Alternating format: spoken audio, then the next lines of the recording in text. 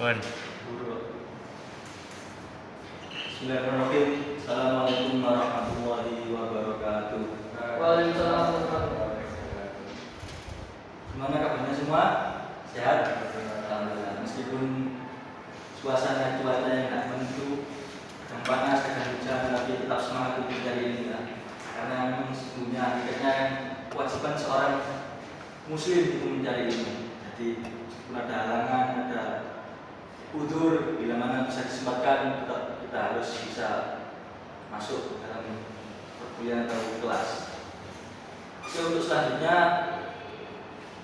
sebelum kita lebih lanjut atau kita mulai, mari kita berdoa dahulu agar nanti pelajaran yang kita bahas dapat berjalan dengan lancar.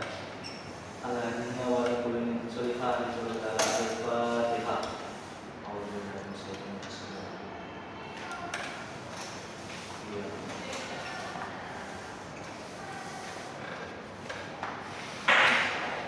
Oke, kali ini kita akan belajar mengenai materi Al-Quran hadis.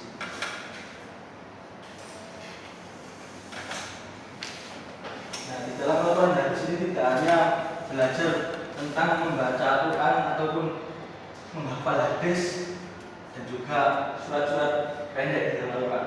Tapi di dalam Al-Quran kita juga belajar mengenai hukum bacaan atau belajar mengenai tajwid. Karena apa? Di sekarang ini banyak orang yang bisa membaca Al-Quran, tapi yang kurang itu dalam pembacaan lafaznya. Dalam arti bisa membacanya tapi tidak tahu benar atau salahnya. Nah, kalau katanya orang-orang dulu lebih baik sedikit membaca tapi benar daripada banyak membaca tapi salah semua. Maka dari itu sebelum kita lanjut mengenai belajar Al-Quran, kita harus memahami dulu tentang cara membacanya dan cara hukum-hukumnya. Nah, pada kesempatan kali ini kita belajar tentang kaidah tajwid, yaitu ada dua materi. Yang pertama mat iwad dan juga mat lain. Nah, untuk tujuan pembelajarannya, yang pertama nanti akan bisa dimengerti mengenai pengertian atau penjelasan dari mat iwad sendiri, juga mat lain sendiri. Terus yang kedua yaitu bisa mengidentifikasi ciri-cirinya, karena itu banyak hukum tajwid yang ada di dalam pembelajaran tajwid tersebut. Mulai dari yang pertama dan dan tajwid dan tanwin itu kan yang paling dasar. Nah, di sini kita membahas mat, yaitu ada mat iwad dan mat lain, nanti ada beberapa ciri-cirinya. Terus yang terakhir tujuannya yang itu mendeskripsikan cara membaca. Nah, jadi tidak hanya mengerti atau tidak hanya paham mengenai bacaan tersebut, tapi juga harus bisa membacanya. Ini tujuan utamanya, harus bisa membacanya. Karena sebenarnya kalau kita baca saja tapi tidak benar, itu nanti akan menjadi salah. Makanya menjadi salah. Karena tulisan Arab itu jika salah harokat atau salah panjang pendek, itu nanti maknanya juga akan salah. Nah, yang pertama adalah mat iwad. Mengenai pengertiannya, mat iwad itu artinya panjang dan juga pengganti bacaan sebagai fathaten yang diikuti alif karena dibaca wakof atau berhenti. Nah, ini bisa dilihat contohnya dalam Quran surat Al-Adiyat. Nah, di sini aja ya. Ini kan ada wal adiyati tabakha tabakhan. Nah, ini sebenarnya kan tanwin. Mola fathaten. Nah, fathaten seperti ini. Kalau baca normal atau kasarnya kalau belum paham masalah mat atau tajwid, pasti bacanya wal adiyati tabakhan.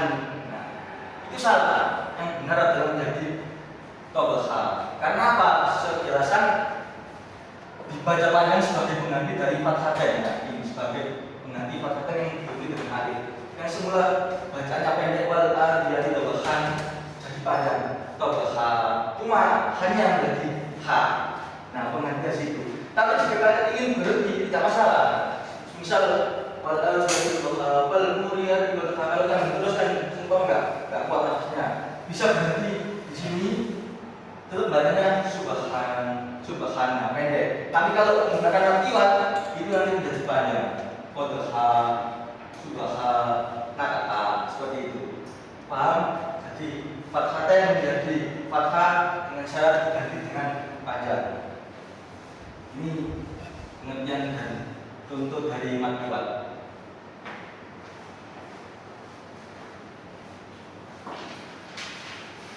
Terus yang kedua yaitu ada mad lain. Mad lain sendiri artinya mad yaitu sama panjang dan lain itu lunak. Maksudnya lunak di sini itu dibacanya itu tidak terlalu gerusuh gitu. Maksudnya gini. Apabila terdapat wawu sukun atau ya sukun yang didahului huruf harokat fathah dan setelahnya berupa huruf hidup yang dibaca waqaf jadi berhenti, dan cara bacanya juga sama, satu alif atau dua harokat.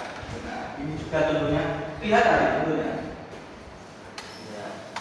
Apabila terdapat wawu sukun atau ya sukun, nah seperti yang satu ini ada wawu sukun atau ya sukun, kurois, nah ini kan ya, ini sukun. Terus habis itu didahului huruf berharokat fathah ini. Terus setelah itu huruf hidup yang dibaca apa kok? Nah, ini kan hidup. Misal ila fikroisi, nah itu kan huruf hidup sihnya.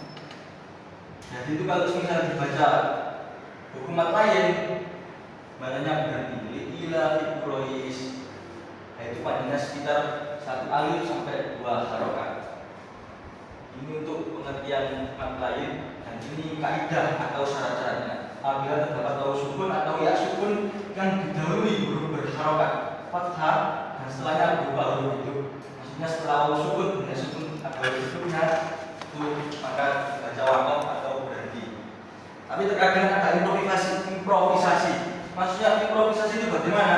Terkadang ada orang hufat, ada orang yang ngajinya sudah lancar dan hafal di luar kepala dan nggak pakai berhenti langsung. Lila fiturasi kira pilih kita sudah dimasukkan ini yang betul pada benar dan seterusnya.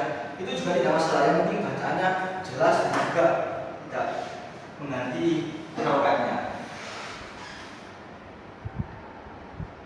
Nah, selanjutnya untuk stimulus atau lebih jelasnya bisa dilihat dari penjelasan video berikut.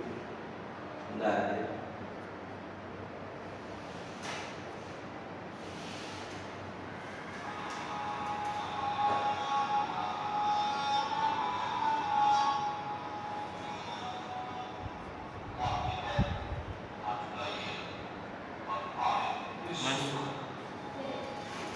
Loh. Tidak sebentar.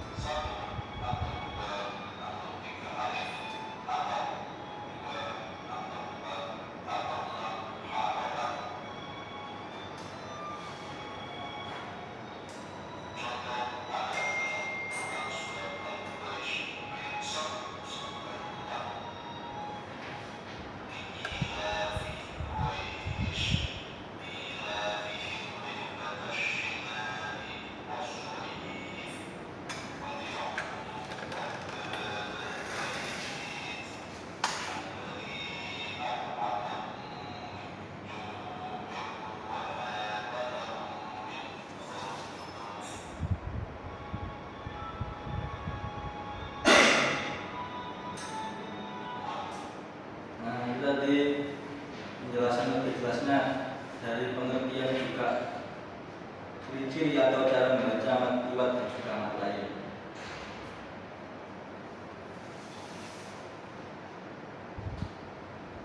Nah, sebelum lanjutkan, di sini saya jelaskan lagi bahwasanya memang baca tajwid atau belajar tajwid ini sangat remeh. Dalam arti remeh itu sering dilupakan atau sering terkesampingkan untuk anak usia dini. Biasanya kan kalau sudah naik TK, B ataupun mulai SD atau LP itu kan ngaji di TPQ dan sebagainya, itu biasanya langsung ngaji kayak ikro, terus juga kayak apa namanya yang ada tingkatannya itu, tapi lupa di situ tidak belajar tentang mengenai tajwid.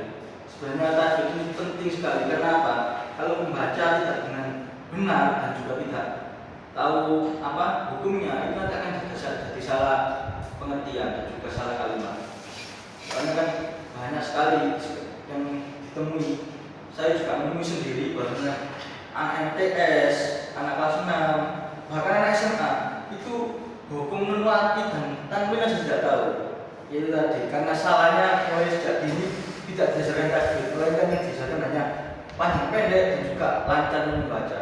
Dia tidak salah bahasanya orang tua atau ketika kecil diajari langsung membaca atau langsung praktek, tapi nanti waktunya kalau besar atau kalau sudah dewasa ngajinya itu semrawut, ketika ngaji seret banter, tapi nanti hukum bacanya ditinggalkan, hukum apa tajwidnya dihilangkan, dan itu nanti juga salah pengucapan, juga salah pengertian juga. Nah, maka dari itu sangat penting hukum tajwid ini, terutama sebagai landasan yang sering juga keluar. Yang pertama kali kan hukum mati dan tanwin, terus lanjut ada mat, yang pertama dengan badal, terus takbir dan sebagainya. Itu sebenarnya gampang, cuma cara praktiknya saja itu kurang penerapannya, terutama di anak-anak sekolah dini seperti MI, SD dan sebagainya.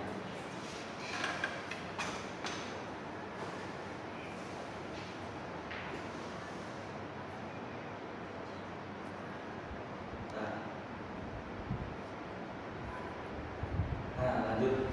Ini ada sedikit latihan untuk agar tidak lupa, karena jadinya mendengarkan saja kepala yang praktekkan sama saja. Maka dari itu kan saya beri kasih soal, ada 2 uji kompetensi. Yang pertama uji kompetensi 1 sampai 5 itu dijawab di sini, terus yang tulis mandiri nanti bisa dikerjakan di rumah.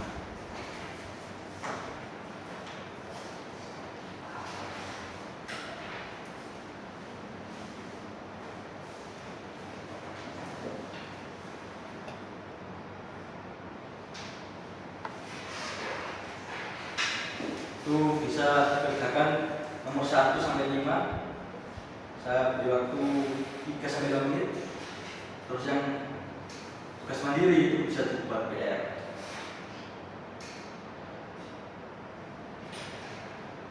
Nah, ini tidak usah panjang-panjang. Maksudnya jawabnya singkat saja. Pengertiannya apa? Kalau jadi atiwat adalah panjang tapi baca 1 harokat atau 2 harokat itu dijawab sesingkat mungkin saja.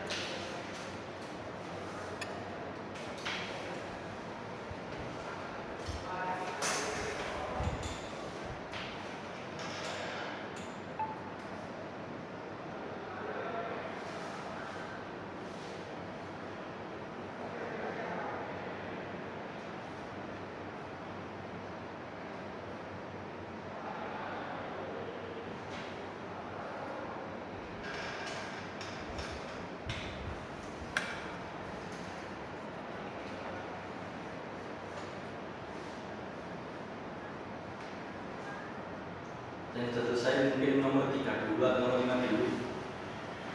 Contoh bacaannya siap ditulis satu-satu. Nah, sekian nomor 3 atau enggak prosa 3 atau sekian nomor 5 mohon ditulis di depan untuk yang contoh bacaan saja, satu saja. Silakan. Yang nomor 3 contoh bacaan mat iwat. Yang nomor 2 oke. Yang nomor 5 itu mat lain. Satu contoh saja. Oh, ya maju.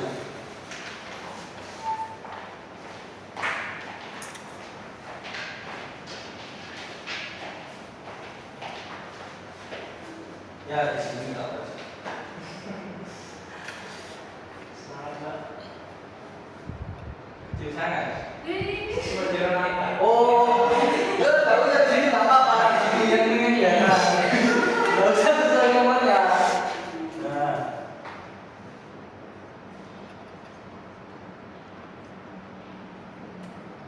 Oke, bisa dijelaskan juga. Kenapa ini disebut bacaan mat iwat? Dikarenakan apa?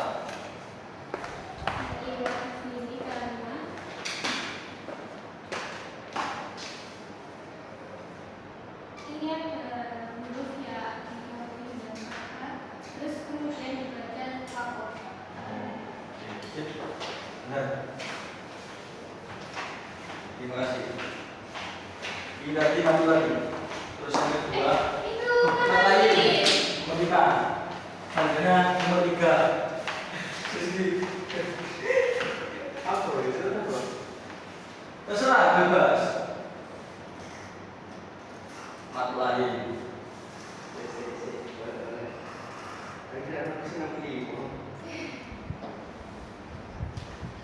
Ya kita lakuin.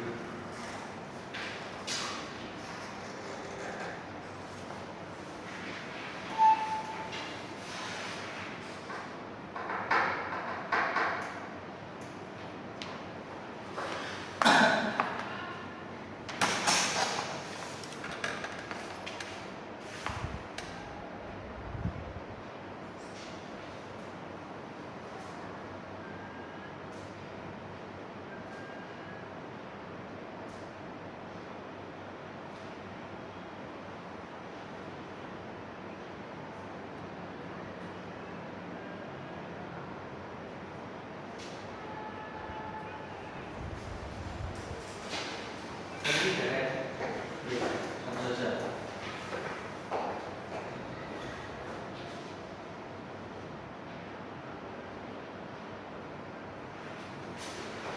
Sama bisa dijelaskan kenapa bisa dilatih.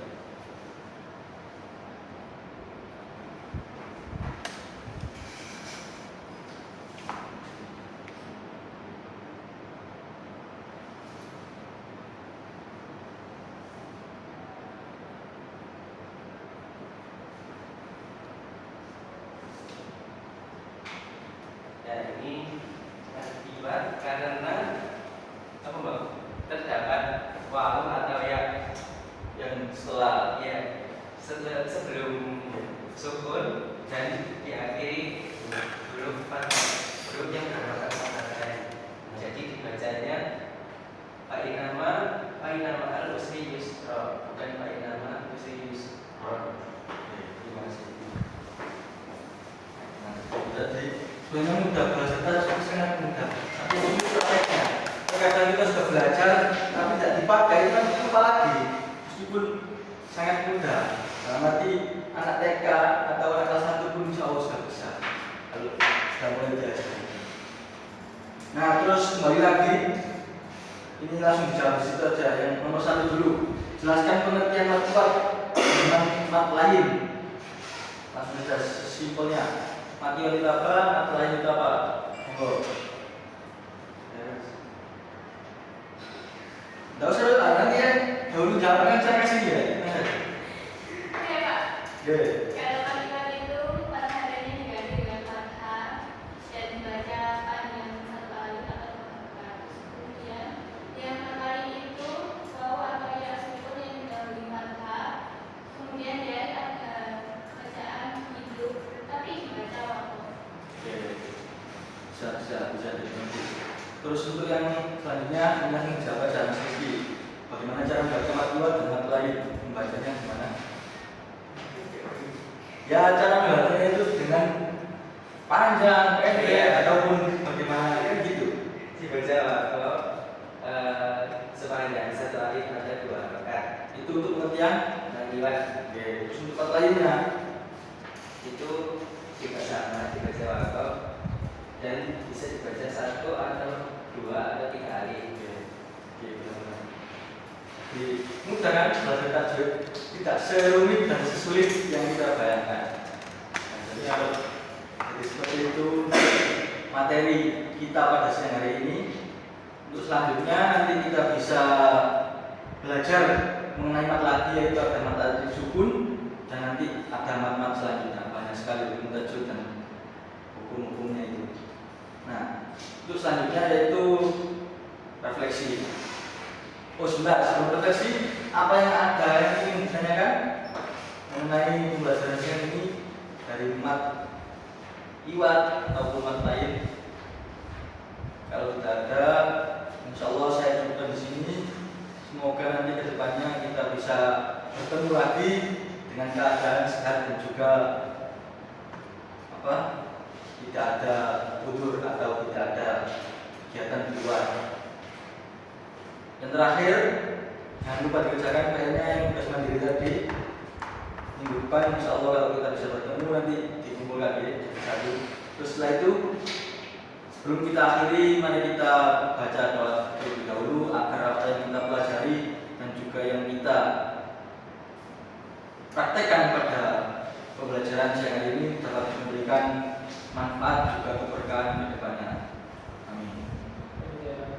Kafaratul majlis. Subhanakallahumma wa bihamdika asyhadu an la ilaha illa anta astaghfiruka wa atubu ilaik. Subhanaka la ilma lana illa ma 'allamtana innaka antal alimul hakim. Amin. Terima kasih dari saya. Kalau tidak ada pertanyaan, mungkin bisa cukup sekian dulu. Nanti jika ada pertanyaan kita lanjutkan di minggu yang akan datang. Oke, syukur untuk ini. Wassalamualaikum warahmatullahi wabarakatuh. Waalaikumsalam warahmatullahi wabarakatuh.